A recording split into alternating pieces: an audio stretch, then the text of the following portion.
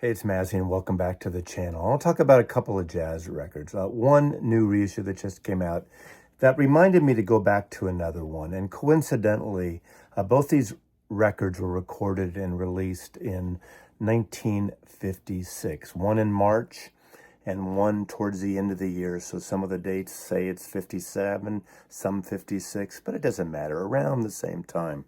And the first one is a recent tone poet and an artist that I heard his name but was not familiar with at all. And that is Serge Choloff. And what's interesting about this record, this is a new tone poet, obviously curated by Joe Harley from the Blue Note Tone Poet series and cut by Kevin Gray and pressed at RTI, because you people want to know that stuff. I love this cover, almost like this East Coast couture, but this is a West Coast album. The West Coast jazz thing was happening in the late 1950s, of course, with contemporary records into the 1960s. Another Story, Another Day, Kraft's doing a great reissue series on those. Unlike a lot of the tone poets, this is a single sleeve record, not a gatefold, emulating the original Capitol records. Now, the tone poets, the Blue Notes that do have the gatefolds usually have the archival additional photographs within the gatefold. That's part of the reason for that. But again, same tipped on beautiful semi-gloss jackets, and just a wonderful, wonderful release. Now, unlike, again, the Blue Notes too, this is on Capitol Records. It came out on Capitol, recorded at the Capitol Studios. Here's that kind of green 1950s Capitol label. Both Blue Note and Capitol are owned by Universal Music. So it's in the umbrella, and we know that Tone Poet's been putting out some other titles outside of the Blue Note series of records. This particular one has a lovely essay in here. Remember the old days of liner notes? This is done by Sid Schwartz. You should follow him on Instagram and his Substack. It is called Sid Schwartz is Jazz and Coffee. And I totally can relate to that. I've been on one or two live streams with Sid over the years, and this guy is well-versed in jazz and has written some of the special notes for some of the, I think, the more off-Blue Note titles of Tone Poet. An excellent writer, and this is an essay that I learned a lot from because, again, this is an artist that I knew very little about. Both these things are West Coast recordings, even though one emulates from the East in terms of the DNA on this. But obviously the music is the paramount here, but I just, look at this. Just take a moment to digest this cover. What a beautiful kind of 50s design. Look at that couture. I keep thinking of that Phantom Thread, the Daniel Day-Lewis movie, his last movie. God, kind of in this vein here, just really beautifully. The only disappointment I have on this is there's no photo credit. My guess is at this point, they probably use photographers either in-house at Capitol Studios or freelancers brought in. No photo credit. I couldn't find it anywhere, even though it gives the cover Ladies' Wardrobe, courtesy of Don Loper. So the wardrobe stylist gets the credit, and Gentleman's Wardrobe, courtesy of Cy DeVore. And that would be these little detail pictures here on the notes. This is a wonderful band, and it's very off the cuff. They got into the studio and just recorded this over 2 days in March of 1956. You have the great Sonny Clark on piano, West Coaster, and he's really cool on this record. This would be considered somewhat of a cool jazz record, the whole West Coast thing.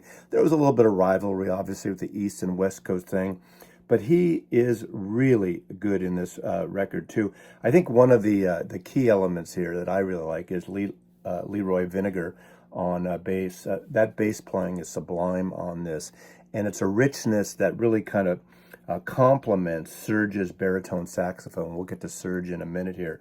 Little side note or footnote, years later, one of my favorite Van Morrison's record of St. Dominic's Preview Leroy Vinegar plays on. And again, if you go to the contemporary series of releases, he's all over a lot of those. But there's something about his playing on here that's very unique and very different, and it's really nice. Philly Joe Jones, of course, on drums, who was a member of the first quintet with Miles Davis. It's a snappy sound. And again, I will say, the sound of this recorded in the Capitol Tower studios in the basement is so very different than Rudy Van Gelder's recordings on the East Coast in New Jersey. It's not a thing about better, but just different. There's a different ambient with these recordings here. But of course, baritone saxophone, Serge Choloff is the leader here. And unfortunately, the year after this record came out, he passed away. He had some issues before, some health issues, and then he passed, unfortunately, in his, I think, 33 or so at the time. This record brings together East Coast and West Coast musicians, and Serge brought in these musicians, I think he worked with one of them before. He brings them in, and they really just kind of take these tracks and go with it. Not a lot of rehearsals at all, and just going with these sessions. And so it feels very, very fresh. It's a very accessible jazz record, would be great for newbies of jazz too. These two records I'm showing are not out there records. They're not groundbreaking records. They don't tell you or play you anything new, but they just have this kind of great sound that hooks you in 1956, 1957. But the reason I really enjoy this record a lot is Serge's baritone sax playing. The lowest register, obviously, I think it's a fifth key lower than a tenor saxophone, and it has these rich notes that you kind of feel as much as you hear. And I think that makes for a really successful blend, especially with Leroy Vinegar and Sonny Clark's piano playing, kind of lighten it up a little bit and play around Serge on this. It's a sexy record, and it's a quiet record. It's not a hot record, yet there is a lightness to some of the songs as well. Some great ballads in here, but some upbeat. I wouldn't say it's hard bop at all, but it has some freshness to it, some West Coast fresh that maybe you'd hear, with Shelly Manne records around this period of time, and even the Andre Previn contemporary records with Shelly Manne and that whole series of Art Pepper too as well. So I think this is my favorite tone poet of the year, and this is Serge Choloff, Blue Serge, on Blue Note off of Capitol Records from the master tapes. An excellent record. So as I was listening to that record, I started thinking of another record that has a little bit of that deepness. Again, the baritone really kind of is the bottom of that record, and a track that I just love, and another record that I think is a very accessible record. And again, not an edgy record. Some will say it's a little too safe, but it turns out, coincidentally, it was also recorded on the West Coast in Los Angeles in 1956, produced by Norman Granz, obviously from Verve Record, Norman Granz, and that is Illinois Jacquet, Swings the Thing. Now, he's a tenor sax player, plays tenor on here, but there's that key track on here, Harlem Nocturne. Has been covered by so many artists. Ironically, one of my early recollections of that are the Mickey Spillane, Mike Hammer. It was a theme song, so it's got a real noir feel. It's taken on another life of its own as a theme for noir movies and television shows. What I liked about the sound of Illinois Jacquet on this record is that low, reedy sound, especially on this track, Harlem Nocturne. It reminds me a little bit of Ben Webster, where you kind of hear the blowing action too, and it's smooth, it's sultry, and it's killer. He also, obviously, he's considered a blowing tenor player, and it's very kind of reminiscent of what was happening in rock and roll in the late 50s when the saxophone, where they're just kind of blowing it out, and Illinois Jacquet can get like that. And he's a swing player. He comes from that swing period and bebop period.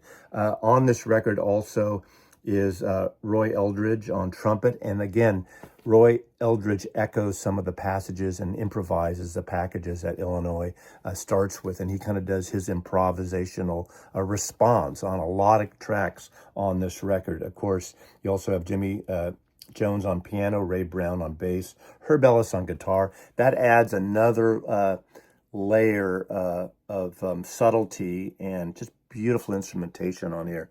And of course, Joe Jones on drums. Now, this particular copy is a double 45 from Acoustic Sounds that originally was put out in 2012. Those of you who watch my channel know I am trying to purge most of my double 45s. I'm not a fan of double 45s. This sounds excellent. Unfortunately, I think this is out of print, or at least not available at the time. I bought this about 8 years ago in the used bin at Amoeba in San Francisco for literally about $30. I'm thinking it's probably about 30, 35 to begin with when it first came out, maybe 40.